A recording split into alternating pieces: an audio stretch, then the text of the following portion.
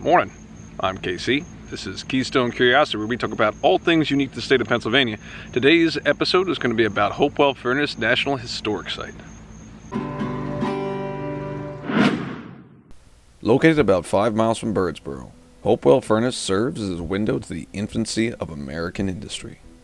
In the early 1700s, Swedish iron was cheaper for British manufacturers to get a hold of than the iron smelted domestically. This led Parliament to restrict trade with Sweden in 1717, and as an effect saw many English companies investing into ironworks in colonial America. The iron industry in America would expand rapidly over the next 50 years, as blast furnaces began popping up near mined sources of iron ore all across the colonies. In 1770, local ironmaster Mark Bird would purchase huge tracts of land in BERKS and Chester counties, in the area of what is now French Creek State Park. With its close proximity to a couple of iron mines, abundance of timber to fuel the fires, and hillsides ideal for building a blast furnace, Bird made plans to set up operations in the area, and in 1771, Hopewell Furnace was founded. The initial years of the furnace was spent producing crude iron, or pig iron, which was the result of smelting and removing the impurities of iron ore. To do this, Bird would employ a wide array of skilled workers to provide the necessary ingredients, as well as to operate the production of the furnace itself. Miners would dig up both the iron ore and the limestone, which acted as a flux in the smelting process, while colliers would take timber from the surrounding area and remove the moisture to create charcoal, which burns 3 times hotter than wood. These 3 ingredients would be added to the fires of the furnace every half hour, and would melt into slag over the course of the day. At the 6 o'clock hour, the furnace master would open the plug at the bottom of the furnace, and the iron would be collected and poured into various forms dug into the sand. During the summer months, the furnace would be kept lit perpetually, and work would be done on the ground 7 days a week.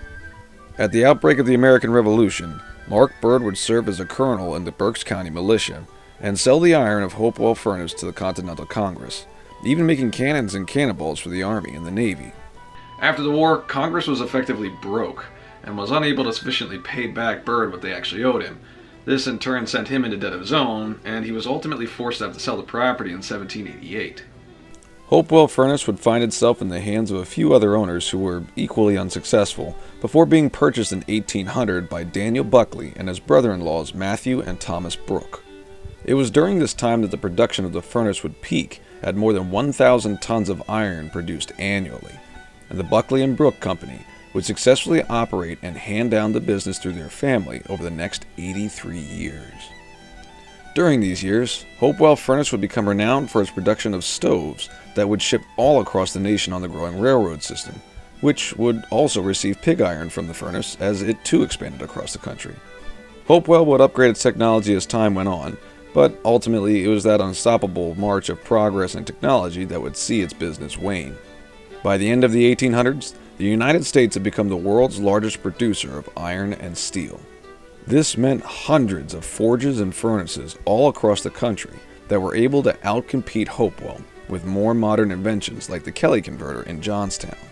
Officially, Hopewell Furnace would cease operations in 1883, and the remaining stock would be sold off over the next 5 years.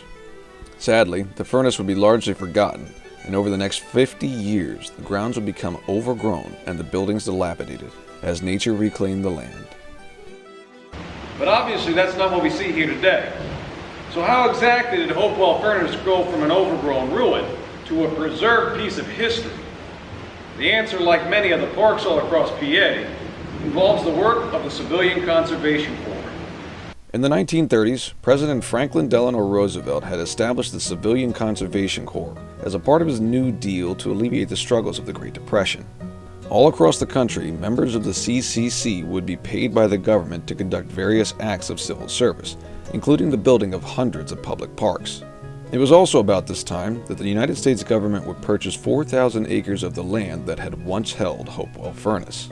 The CCC would set up a camp and begin developing the forest into what is now French Creek State Park, which I've done a video on recently. But some of the land was retained and held onto by the federal government. In reading about the history of this place, I discovered Hopewell Furnace was only one of about a dozen or so furnaces in Pennsylvania during the days of the Revolution. So why was this one preserved when so many others were forgotten? To find out, I was fortunate enough to have a conversation with one of the park rangers here on staff. Hi, my name is Mary Zerby. I'm a seasonal park ranger at Hopewell Furnace National Historic Site. Mary is one of the molders who takes part in the demonstrations here at the furnace. When I asked her why this furnace was preserved, I was surprised at the answer she gave.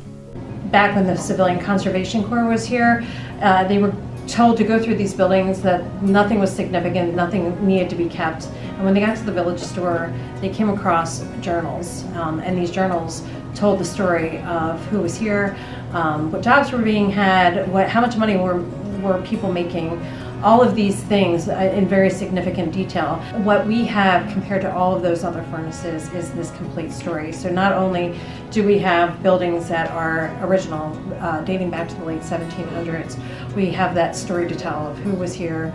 Those journals were the key. They came in and they said, stop what you're doing, save everything, we're going to preserve this. And on August 3rd, 1938, we were designated as the second National Historic Site under the umbrella of the National Park Service.